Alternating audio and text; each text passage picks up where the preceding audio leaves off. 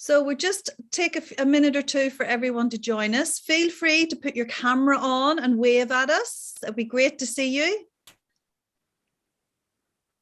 Morning, morning. Oh, it's lovely to see real faces, isn't it?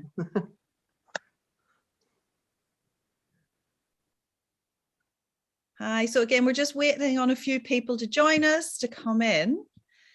My name is Claire Marie Boggiano. I'm an alumni from Alliance Manchester Business School, and I also host the Women Leading in Business group that we have every month. It's an online event. For those of you that are interested, we always have a speaker and some networking, and it's always on a Wednesday from 9:30 to 11.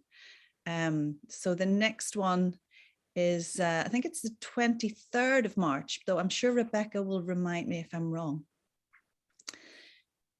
So welcome, everyone. Welcome. Please do. You're right. You're right, Claire Marie. Oh, that's good. That's reassuring to know. Becky, that would have been scary if I'd got that one wrong. I can still see some people joining us. Welcome. And do feel free to put your camera on and give us a wave. It'd be nice to see you this morning.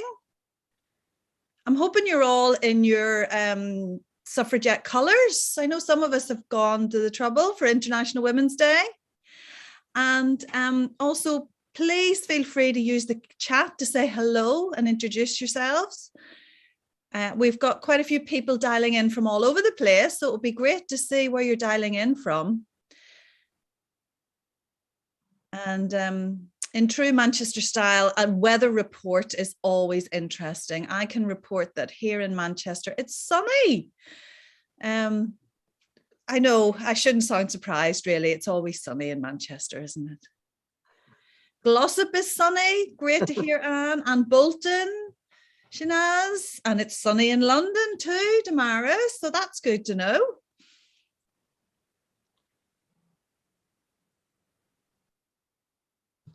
Great. So we'll just give people another minute to join us, and everyone else, please do feel free to introduce yourselves in the chat and maybe what organization you're from. I know we've quite a few academics joining us, but we've a few non-academics, which is always interesting. Hi, Damaris, good to see you. Hi. I can see Eva's joining us. Who else? I recognize some of these names.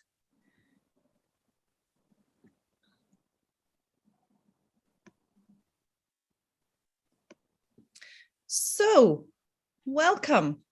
We'll get started. So, as I said, my name's Claire Marie Boggiano, and I'm the host for today. So I'll be minding time and any logistics that we need to do. We have Becky, who's keeping us all right backstage. Isn't that right, Becky? And I'm delighted to confirm that Professor Jill Rubery and Caitlin Schmide will be our speakers today. So what we're going to investigate today, or consider and think about, is pay transparency the answer to gender pay equality? There's a couple of really big concepts in there, and I know we're going to explore them in a lot more detail.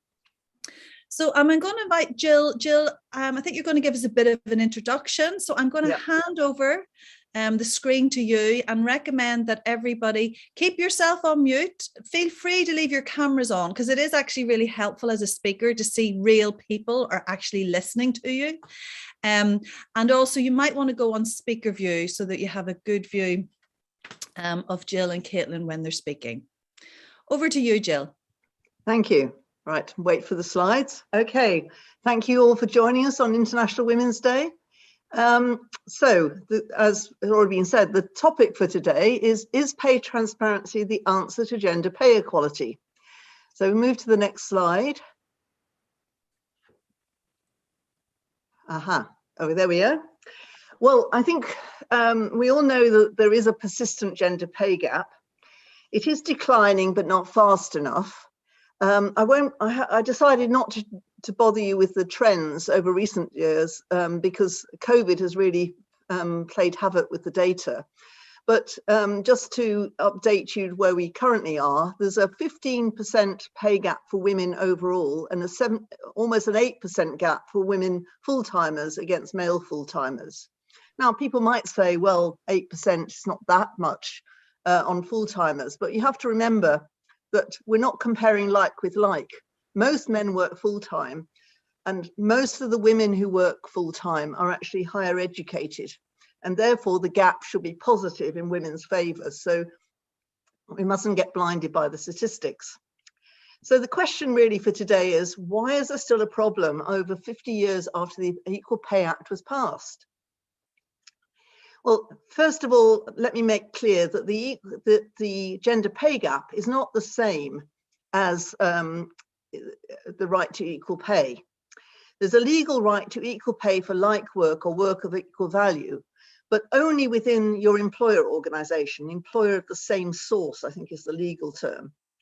So there's no, the aggregate gender pay gap reflects the fact that women are often segregated in different sectors and organisations. And inequalities in pay that arise between those sectors and organisation is not tackled by the current equal pay legislation. And unfortunately, we're not going to discuss that today, although it's my area of particular interest.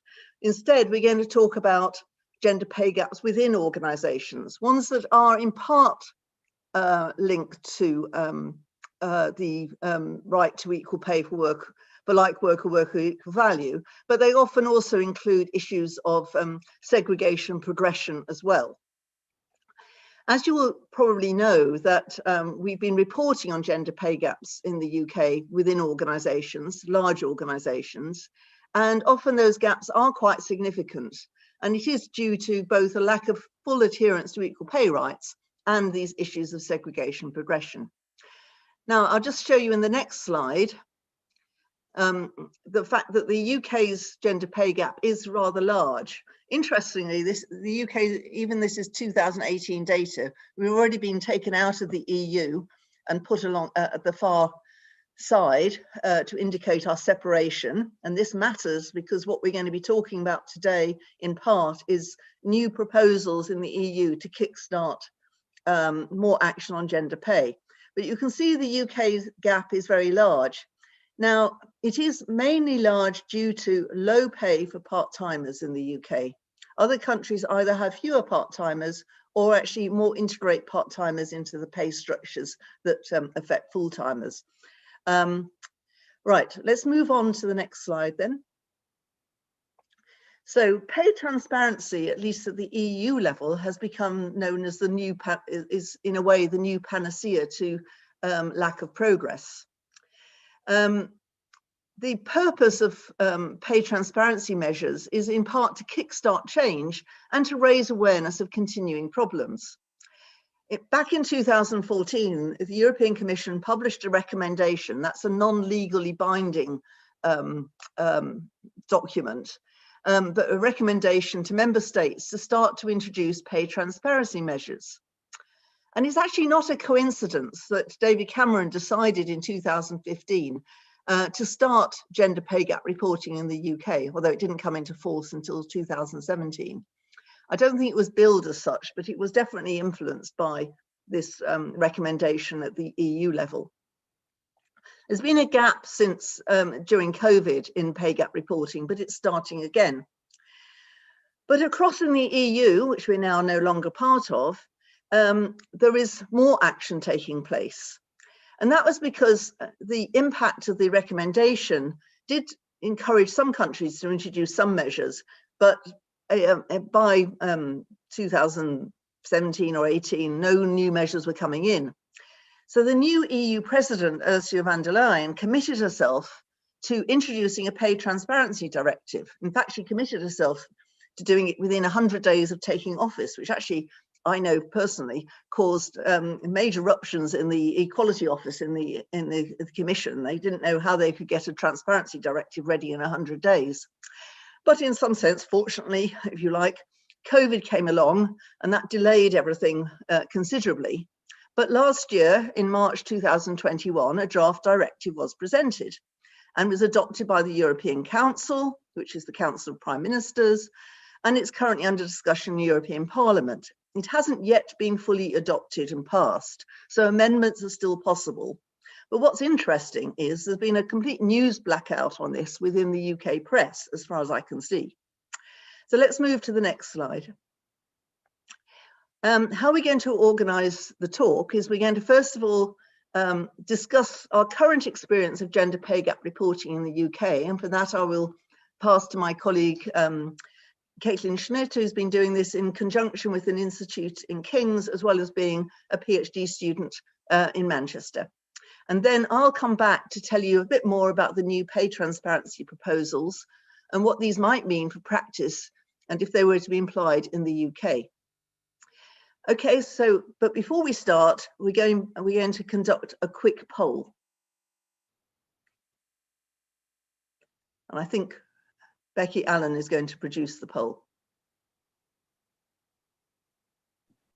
Yes, so we'll just give that a minute when it comes up. It should be on your screen now. And there are actually two questions. So the first one on the poll, how familiar are you with the UK's gender pay gap reporting system? And we're interested because we're sort of suspecting the fact that you're even here today means you've probably heard of it and you're interested in finding more. But it's interesting to see how familiar people really are. And then the second question below, you might need to scroll down to see all the options actually to choose from. The second one is gender pay gap reporting in the UK has raised awareness of gender pay issues. Do you agree with that? Do you think it's happened a lot, somewhat, hardly at all, or that you don't know? And there's also a not applicable one if you can't choose one of the above. So votes are still coming in there. We'll give you a little more time. Nearly everybody has voted. There's a few more last.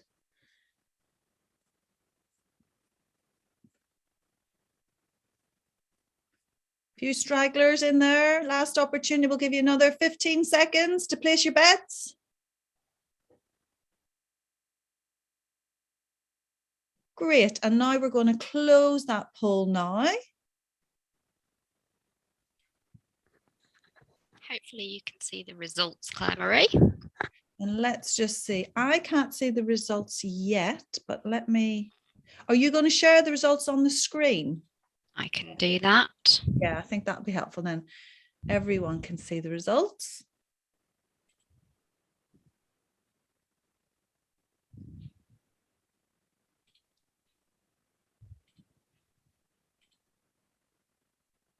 Can you see my screen? I can see it. I can see something's happening. Hopefully you can see the poll. It's looking lovely and blue, but I can't see a poll. Can anyone else see the poll? I can see them. So shall I report the answers? Please report them, Jill. Yeah, okay, so 16% of you said you were very familiar with the UK's gender pay gap reporting system, 35% somewhat familiar, 39% hardly at all, and 6% don't know, and 6% not applicable. So actually, quite a high share of you have come without knowing that much about it. So that's great. I'm glad you came all the same. And I hope we'll manage to fill that gap. And then the second question, whether the UK has raised awareness of gender pay issues. 13% think it's raised it a lot, 55% somewhat, hardly at all 19%, with 13% don't know and 3% not applicable. So somewhat, but a rather small share think it's changed things a lot. On that basis, I think if it's all right with you, Claire-Marie, we'll now go back to the slides and switch to Caitlin, who's going to present her research on the gender pay gap reporting in the UK. Hello, everyone. Welcome and happy International Women's Day. So it's a good thing then that I will be talking to you about the UK gender pay gap reporting system. I won't be boring too many of you who know enough about this already, because I'll talk you through what the requirements are that you need to report, and then also share with you some research I did with my colleagues at the Global Institute for Women's Leadership at King's College London. We did a cross-country comparison of the gender pay gap reporting systems to assess how effective they are in closing the gender pay gap, and also come up with specific country recommendations. And I'll be focusing my talk here today on our UK recommendations. So before I share those with you, we're going to go to the reporting obligation on the next slide, where you can see, as Jill said, so since 2017, private and voluntary sector employers with more than 250 employees are required to publish the overall gender pay gap, which is calculated using both the mean and the median average hourly pay in an organization, the proportion of women and men in each of the 4 pay bands based on the employer's overall pay range, the gender bonus gap, the proportion of male and female employees who have been paid a bonus. And also these figures have to be accompanied by a written statement signed by an appropriate senior individual who certifies the accuracy of the published report. Then finally, employers can voluntarily include a narrative explaining the gaps or other disparities, and set out what action they want to take or intend to take. And this is strongly encouraged for employers to do so, but it's not a mandatory requirement. And I'll be coming back to this when we speak of the recommendations. So on the next slide, you can see that the government data shows that the average gender pay gap of UK firms that have reported in the past financial year stood at 10.4%. And this was the same as in the period 2019 and 2020. So nearly 10,000 companies reported. And you see also that, the vast majority still report a gap that favors men, unfortunately. Now, on the next slide, I'll speak to you a bit about the research. So we did a 6-country case study looking at the reporting frameworks in Australia, France, Spain, Sweden, South Africa, and the UK. We interviewed over 80 stakeholders, which included government officials, employers, trade union representatives, academics, and gender equality advocates. And we sought to establish how the gender pay gap reporting systems are perceived in each country, what their strengths and weaknesses are, and how they could be improved. And our aim was to identify the key elements that ensure gender pay gap reporting systems are indeed effective. Then we move on to the findings, we see that despite some significant, despite some significant variation between the countries we looked at, and also their frameworks, certain themes kept coming up in the interviews, and we were able to use these recurring themes to shape our recommendations for improvement in each country. And also we used it to construct a scorecard to rank the countries based on 11 indicators, which largely reflect those key themes that came up. And as I said, I'll be focusing on the UK recommendations, but please see the full report, and I'll post a link in the chat if you're interested in some of the other countries. And while we found that the UK excels in compliance and transparency levels, it fails in follow through. In particular, it became clear that the UK legislation has no teeth, as one interviewee put it, because it's focused on monitoring rather than taking action. And as I showed you, we still have the same gender pay gap this year now as the previous reporting period. So we need to do something about taking action. And as a result of this, we also, the UK came in joint last place with Australia, scoring just 4 out of the 11 points possible. So what can we do about this? We focused on 4 key areas of improvement on the next slide. Sorry, Becky. Yes, so the first is that we see it necessary to establish a legal obligation for employers to publish action plans that are time-bound and also offer measurable criteria. And this will help us move away from just reporting to actually implementing change. And ideally, we would like to see these action plans and narrative accompanying narratives embedded within a holistic equality assessment within companies, which allow for intersectional analyses and also ethnicity pay gaps. That can help contextualize the figures published, and also help us think about pay beyond the issue, or gender pay gaps beyond the issue of pay. Secondly, we see the need to lower the minimum employee threshold for reporting. The current threshold of 250 employees lies well above other countries that we looked at. So for instance, it's set at 10 in Sweden, 50 in Spain and France, and 100 in Australia. And thirdly, we see the need to introduce automatic fines for non-submission of reports. And this is because so far we've seen high compliance rate, 100% they've been over the past few years. And we think this is linked to there being a lot of publicity around gender pay gap reporting. And we want to make sure that this momentum is continues and we maintain these compliance rates.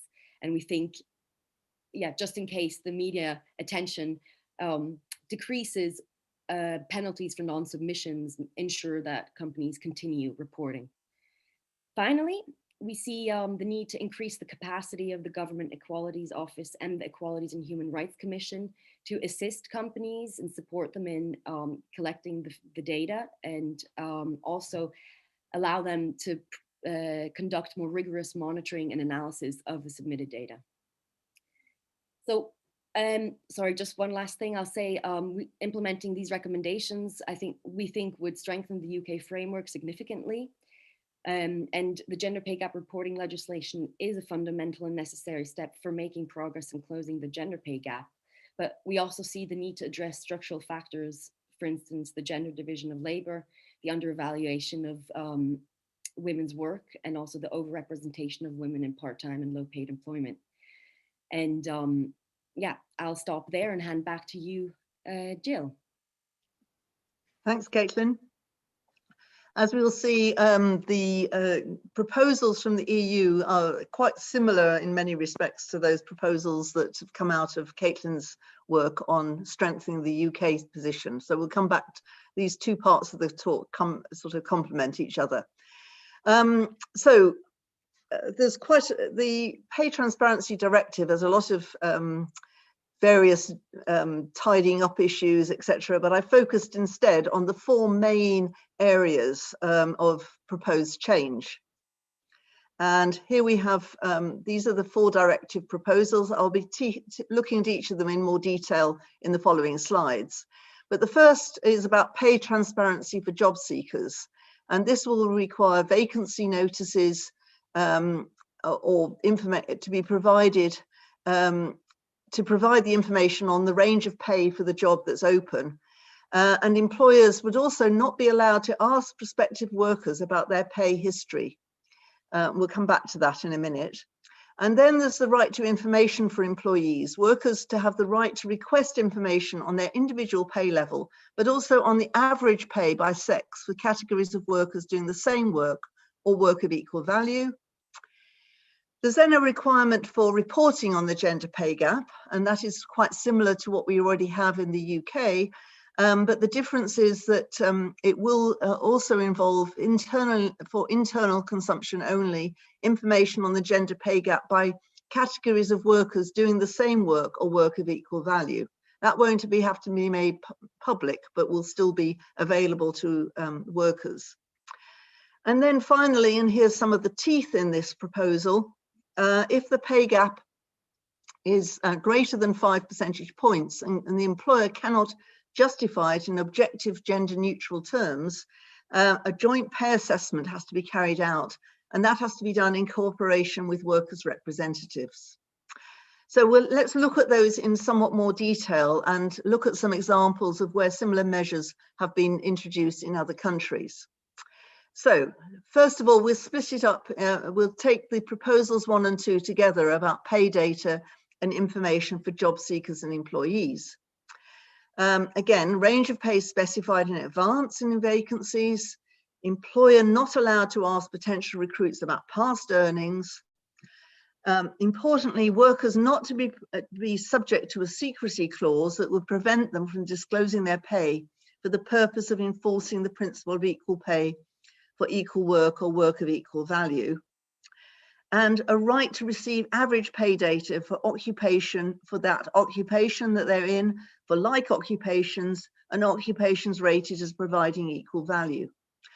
So what is the purpose of this? And this is taken from the directive. The aim is to ensure that workers have the necessary information to engage in balanced and fair negotiations regarding their salaries when they enter into an employment relationship. And it would also ensure that existing pay discrimination and bias is not perpetuated over time, especially when workers change jobs. So why was this felt necessary? Let's turn to the next slide. There is evidence in the UK and elsewhere that differences in men's and women's starting salaries do lead to lifelong differences in pay.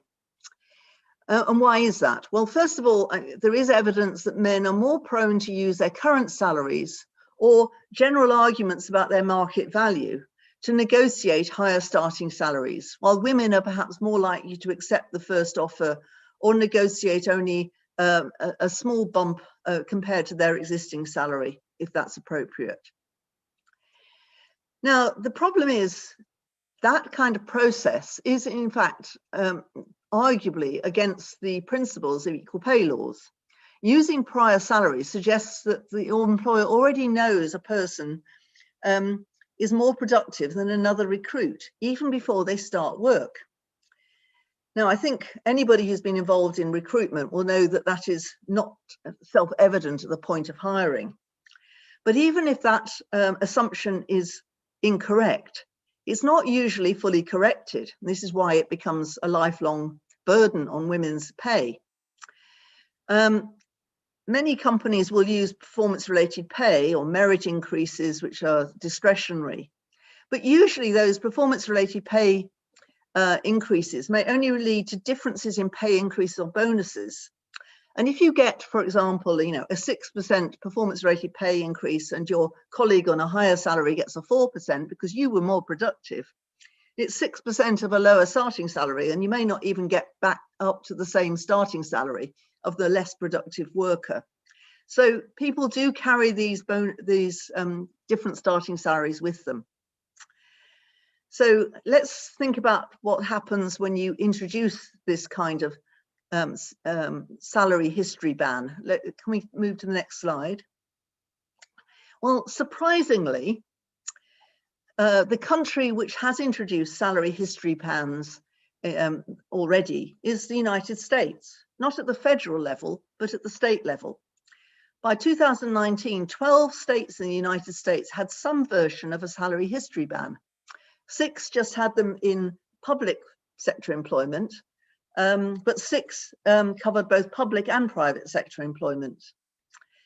Now, these bans do not stop applicants voluntarily disclosing their pay history during the hiring process, but this shouldn't be prompted by the employer. And in some states, and I'm not an expert on what's happened in the US, I'm just using some examples that are published. Some states may restrict employers from using voluntary disclosed or accidentally discovered information to decide on pay. So if you like, it would give people an equal pay case if they were to use that. And the evidence that I could find suggests that there has been some positive impact. One study in 2019 found that the bans reduced the gender gap by 4.2 percentage points in hourly wages and 4.5 percentage points in weekly earnings. The mechanisms are a bit different. In hourly earnings, men's earnings tend to stay the same when hourly earnings rose for women, particularly for young and middle-aged women with at least some college education. But in weekly earnings, it was middle-aged men who faced some falls in weekly earnings, but we don't have details as to how or why that happened. And then another study of California's salary history ban found that the gender earnings ratio, that's the obverse of the gender pay gap, it's so if you like, put it the other way, the gender pay gap would have decreased by 1 percentage point in states with salary history bans. And these population-wide increases were principally driven by those who had recently switched jobs. So it did affect people who'd switched jobs more than people who stayed in their same job, obviously. Okay, so that's proposals 1 and 2, and we're going to come back and ask your opinions and your questions about these, but we're going to go on to the next one is proposal 3, if I can get the next slide, which is pay gap reporting. And as I've already suggested, this is very similar to what we currently have to do in the UK. Even the limit on 250 employees is the same. And the proposal at the moment is to make public on websites the average and median pay gap between all female and male workers, including in complementary and variable components. So you can't just report the basic pay, you've got to include bonuses and additions. And you've also got to show the proportion of male and female workers receiving those, and the proportion of female and male workers in each quartile pay band. Those are very similar requirements as in the current UK legislation. What's different is provided internally the information to workers and their representatives, the pay gap by categories of workers broken down by ordinary basic salary and complementary or variable components. And this could actually also be asked for not only by the workers concerned, but the workers' representatives, by Labour Inspectorate and by the equality body in their country. And then let's move to the next one, proposal 4. If that pay gap reporting reveals a gap of 5 percentage points or more, and it cannot be readily explained by gender neutral criteria, a joint pay assessment is required. Now, I just want to point out here that gender neutral criteria have to be agreed in this case between the employer and the workers' representatives. The employer can't just say this is gender neutral. It has to be a point that's been agreed with the workers' representatives. So these proposals are going beyond reporting to require, first of all, the employer to provide reasons why they have such differences in pay levels. They can provide any objective gender neutral justifications, if any, but these must be jointly agreed, as I've just said. They also have to introduce measures to address differences if these aren't justified by objective and gender neutral criteria. And they have to report on the effectiveness of any measures mentioned in previous joint pay assessments looking forward. Obviously, this hasn't come in yet, but you can see that it's building in a history of what's being proposed. And if differences cannot be so justified, the employer shall remedy the situation. And here I'm putting in close cooperation with workers' representatives. That's whether or not there's unions present or not, there still has to be workers' representatives, Labour Inspectorate and or the equality body. And such action shall include the establishment of gender neutral job evaluation and classifications. That means job grading of tasks that are done and not simply focusing on the characteristics of the individual doing the work, to ensure that any direct or indirect pay discrimination on grounds of sex is excluded. Now let's turn to one country which has done something in a similar vein to what's being proposed here.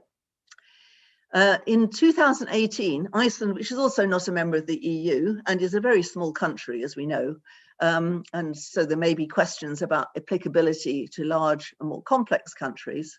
But in 2018, Iceland introduced the first policy in the world requiring mandatory certification for employers with more than 25 employees. So not 250, more than 25, that they pay men and women equally for a job of equal value. Now, just to stress, first of all, that the burden of proof here is on the employer. That's an important principle, that the employer has to show that they are implementing equal pay laws. And it's to be implemented through a job evaluation tool called the Equal Wage Management Standard. And from 2020, that's after there's been time to implement all this, certification became a requirement, and companies without certification incur a daily fine of $500.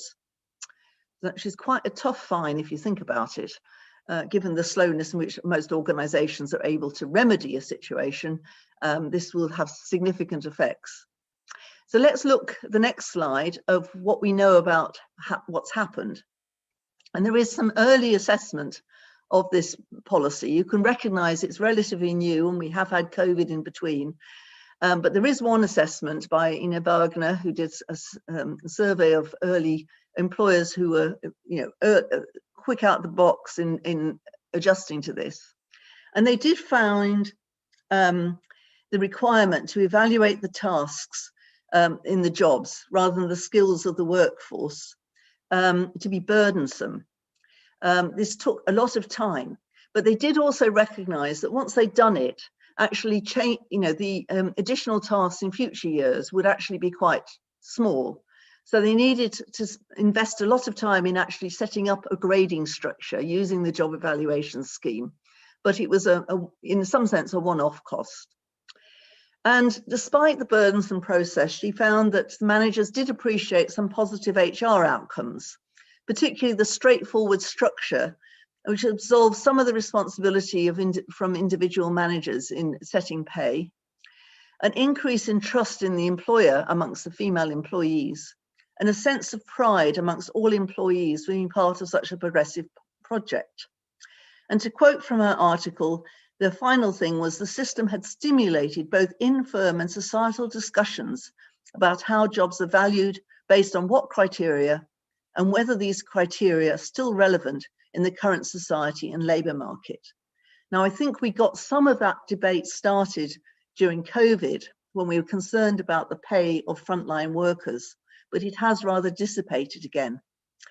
But we hope now there's opportunity for you all to discuss these issues, and we'll turn to the final slide, where I've raised some issues about what do you think, what should be done? These are some questions just to stimulate your responses and questions. And I just want to know, what do you think should be done about the UK gender pay gap reporting? What reforms, if any, would you favour?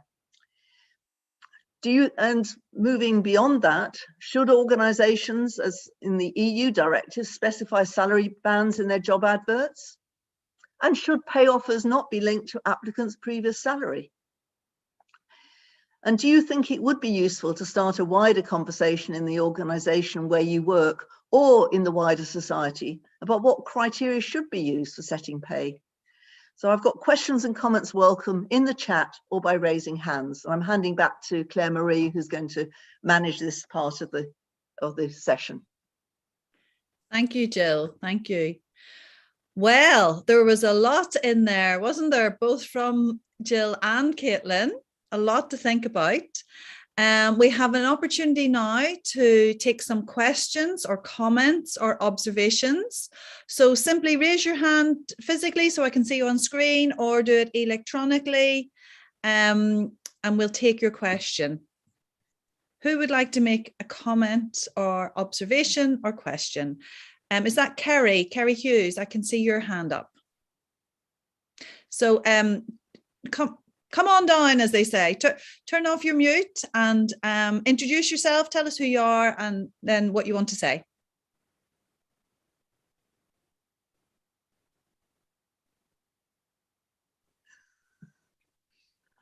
Kerry, can you hear me? I can see your hand up with a question, or is your hand meant to be up?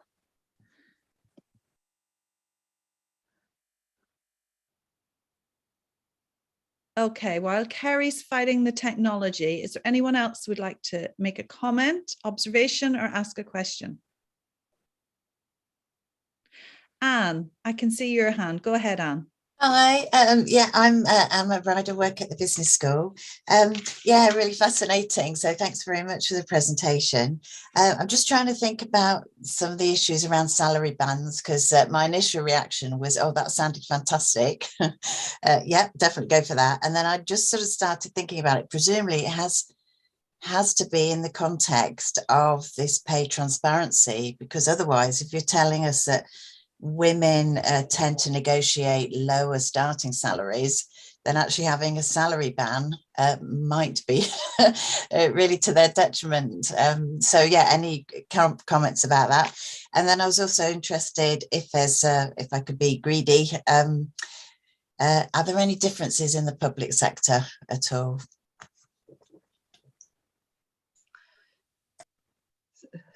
So shall I come back on that, and then we I mean, it could be to the detriment if it means that if they already have a reasonably high salary. Is that what you're saying? I think the point, as it said, they could mention it. They can voluntarily mention it, but the employers shouldn't, in a way, use it as. But I think at the moment the problem is that women will tend to have a lower salary than a male applicant, and if you just sort of think, well, a 10% bump will get them to accept the job, there is a tendency in HR just to sort of adjust the pay offer, not according to the quality of the applicant, but to what they've actually currently earning. So I think it does perpetuate pay discrimination. It may be, the person suffered pay discrimination where they are, and then they can't really, even by changing jobs, overcome it, because that seems the starting point.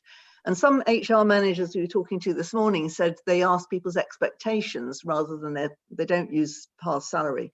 But that is also problematic, because women's expectations tend to be lower than men's. And how do we address that? I don't have any clear answers here. I think it is quite a dramatic move to get rid of salary history, and I can see it would make recruitment more difficult, but I can see also the problem of these different starting salaries.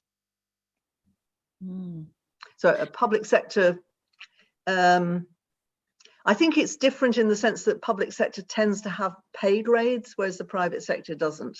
So that at least gives a range in which people can see often publicly what the range is, and they can at least ask about whether anybody's paid more than them, or they can ask questions about it because they've got that information.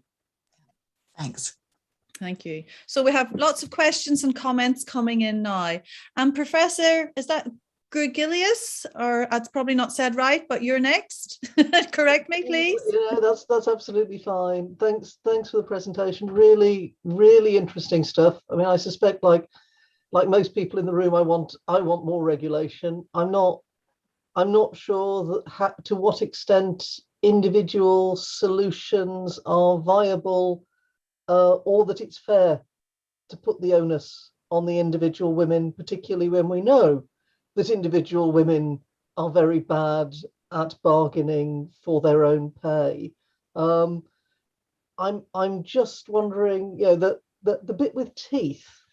Can you tell me more about the bit with teeth and the collective action, and how successful collective actions have been at tackling gender pay gaps?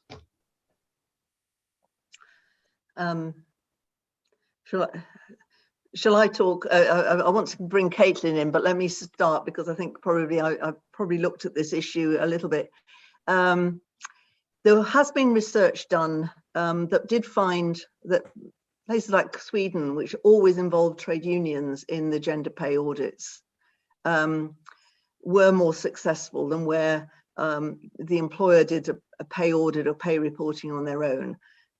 So I think some follow-up and some scrutiny by worker representatives is important. But of course, Sweden also has a context of pay transparency. You can find out what anybody earns by applying, because you have to. The tax returns are public knowledge in Sweden. If you want to find out what your colleagues earn, you can do so. It might, so it's quite a different context. So the role of trade unions, because we don't have many examples, maybe reinforced by that, the lack of a tradition of secrecy about pay. And I can come in on an issue about more teeth and how action plans could potentially help here. I mentioned we think there should be a mandatory action plan, and also we would really like to see broader equality assessments conducted by organizations that look at the issue beyond pay, that so you get companies to really think about how are they setting their pay, and that might also help them move beyond market-based pay rates and their wage setting system generally. So it can be about the tasks rather than the individuals they're hiring as well. I think that might link back to your point about moving away from the individual. Does that make sense? Great, thank you very much. I'm just going to read out a few comments that are in here and then come to questions. So one was from Kim. Kim said, definitely pay offers should not be linked to existing or historical pay levels. And Damaris, you've put 2 comments in. Do you want to come on screen and just share those with us, your thoughts? Yes, just based on my own bitter experience. So, of course, when you're in a hiring situation, when you're being hired, I felt very much that I didn't have much bargaining power, but I was also conscious that I was hampered by being a rather honest person. And I suspect, to be honest, that certainly most men would not tell the truth when asked the question about what their current salary was, or what their, that they just wouldn't say. They would say what they aspire to. And unfortunately, women do themselves down by being too honest about things. And because I guess this new legislation is not going to happen here, and, how are we going to improve things? It really was a suggestion that we could enlist the help of headhunters, because in fact, it's in headhunters' interest to get the highest possible salary for the people who they're helping recruit, because of course, they are compensated with a percentage of that person's salary. And many of them are women. So we ought to be able to get them on board to help with this. But I realize that only applies to, sort of top end jobs and not to other parts of the job market, perhaps. Interestingly, our HR managers this morning, we did this session with CIPD fellows this morning, and they were saying that they didn't really use past histories because they didn't believe salaries, because they didn't believe them. So that sort of reinforces what you're saying, Damaris. But they were using expectations, which I don't think is necessarily the right way to think either. And so I think is a problem. I'm thinking, the headhunters, if it's a woman who's selected, that would work, but there may be a reason headhunters may be more interested in pushing men for the jobs because they have higher existing salaries and therefore like to be offered more, and therefore their bonus, if you like, for getting the job will be greater. So it can work both ways, I think that. So I think perhaps in my view, the bonus shouldn't be percentage of the salary offered. I think this is one of the problems why we are ending up with a very unequal society. If the people who are in charge of recruitment are getting benefits from actually negotiating even higher salaries at the top end. So, but that's just, that would need regulation. Yeah, it's quite complex, really, when you start pulling it apart. Natalie, you have a comment or a question? Do you want to introduce yourself and go ahead? Hi, yes, I'm the teaching technician for audiology at the university. I was just wondering about how the pay increases and the bonuses would kind of be interpreted, because as you said, as the scenario you gave, potentially the men are starting on higher salaries, but the women are getting higher bonus pay. So if it was reported in percentages, then employers could look, and kind of gesture wildly and say, look, women are getting paid more.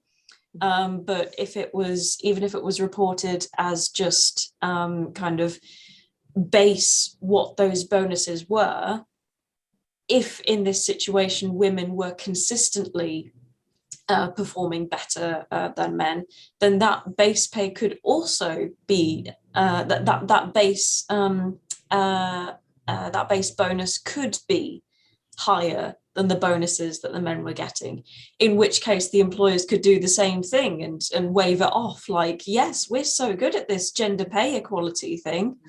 And so, yeah, how would that be interpreted in these reports so as not to have employers waving the flags that they don't actually deserve?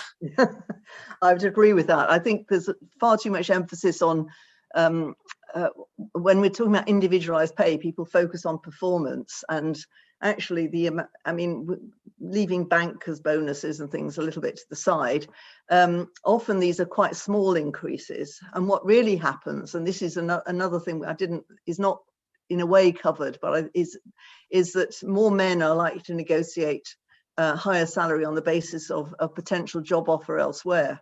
So even if you start on the same salary, and you do better on the performance things, you may still find them overtaking you where things are kept secret by the fact they're offered a retention bonus. So this is and it is the case that more women probably are geographically limited, more geographic, or they're if you like, they find it more difficult to say, oh, I've negotiated a job, to apply for a job in London when their husband works in Manchester or something, and then go to their employer and say, look, I've got this big job offer, I'll go, and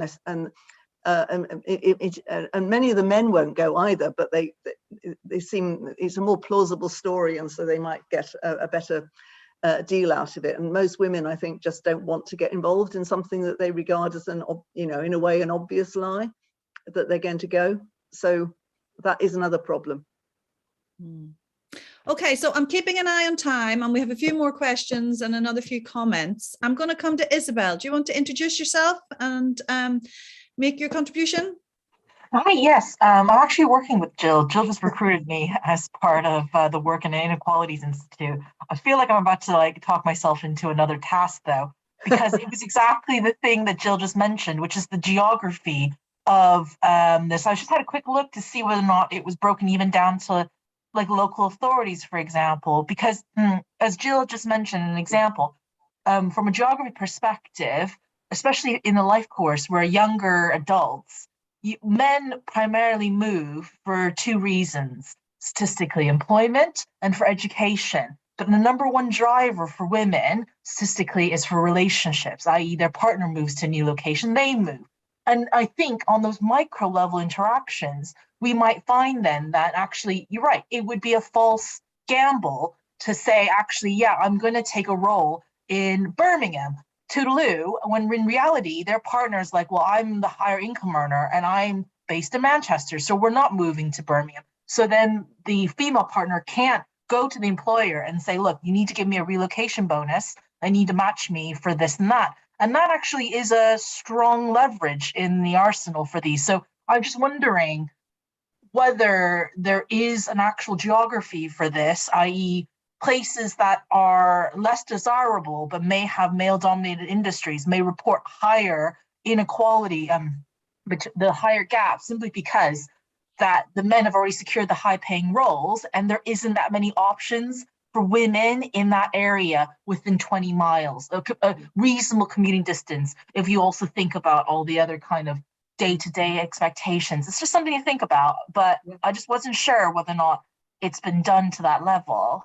Caitlin, any chance? I'm not aware in the UK if we can look at it on the local area level.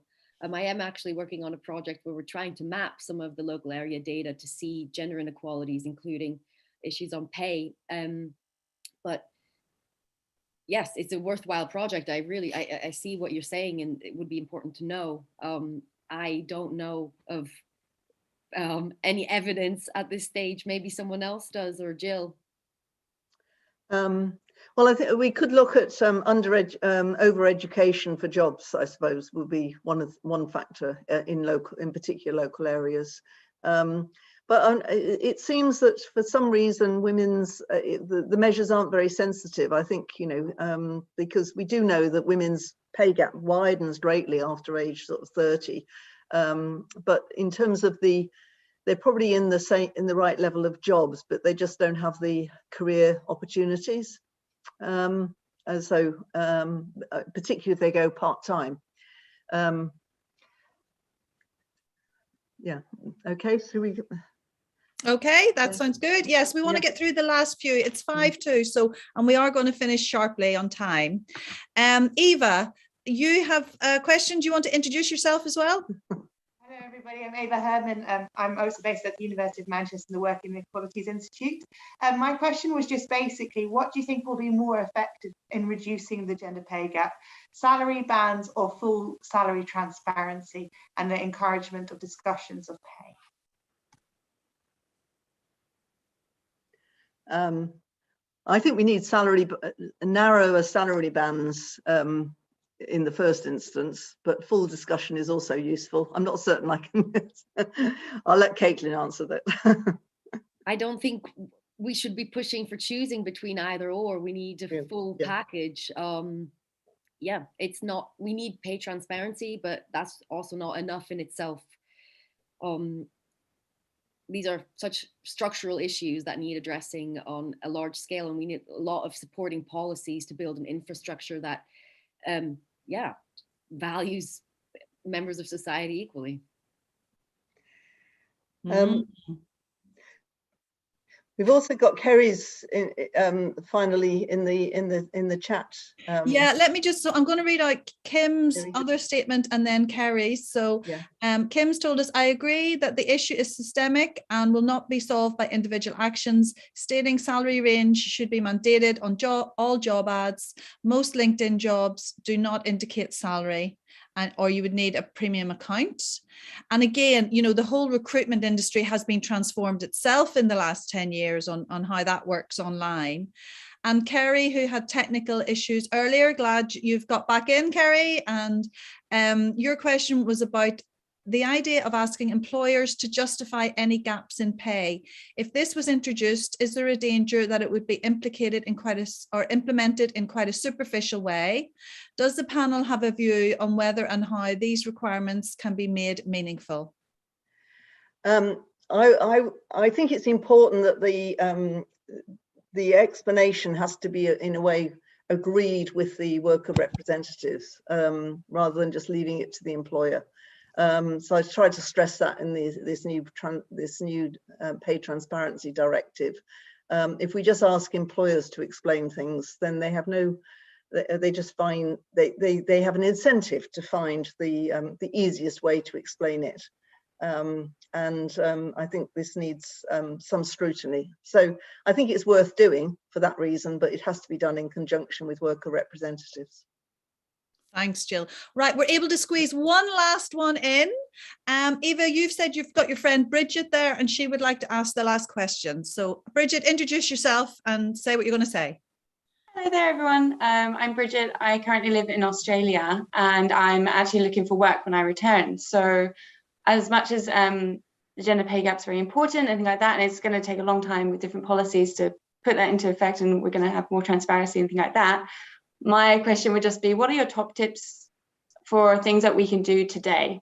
For example, my personal tip would be if a salary isn't advertised on a job advertisement, then I'd go to the person who has the job at the moment on LinkedIn and ask them what the salary is and just say, you know, what is it? That would be my personal top tip. And I was just wondering if anyone had any similar. Yeah. Oh, this is good. Okay, so let's parallel process this. Everyone can type in their top tips in the chat box, please. And if anyone really feels the urge to shout out, unmute yourself and tell us your top tip now.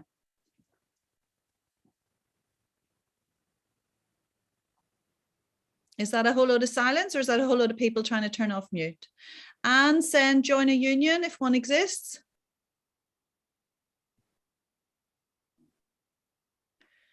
Get haggling tips from the best haggler you know. One thing, I mean, I do a lot of coaching and career coaching, and I think knowing your point of power is really important. So you have no power until you have been offered the job, right? And then you have much reduced power after you accepted it. So that there is this point in the middle between when they tell you they want you and when you agree that you're going to play with them. That is your negotiating time. And this trick is to stretch that and make it longer, not to take, you know, because a lot of people, like any sales deal, they try to make you accept dead quick. So whenever they phone you and tell you how wonderful you are and that we want to offer the job, that's when you go, that's fantastic. Please send me the details. Don't say yes. you're allowed to say, I would love to be able to accept. Those are the magic words. I would love to be able to, if you can put the right package together. And if anybody else wants to talk more about this, please feel free to call me at any time. There's a few more comments in here. So get haggling tips, believe in yourself, Damaris, join a union, get familiar with your rights at work, ask the contact person on the job what the negotiable salary is before submitting.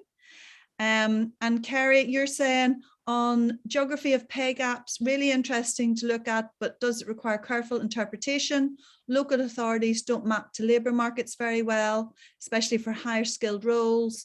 However, for those interested, Jill did a blog a few years ago that looked at local authority gaps in Greater Manchester. And Mary, when negotiating salary, don't think about it as money, but about buying time and support. And also, it's not just the financial. There's a whole load of stuff in the package about what's interesting to you. So we are going to stop there. It's after 12. Caitlin and Jill, do you want to say a final word before we thank everyone for coming? I think my final word is one of my regrets that we left the EU before these regulations could be put into law in the UK. Because once they're in law and it starts to change practices, they're perhaps more difficult to reverse. So anybody who wants to campaign for us going back into the EU? You might have a lot of takers. And Caitlin, your final word? I'm just wanting to say thank you so much for your attention, and also enjoy the sunny weather in Manchester and in the UK on this wonderful day, International Women's Day.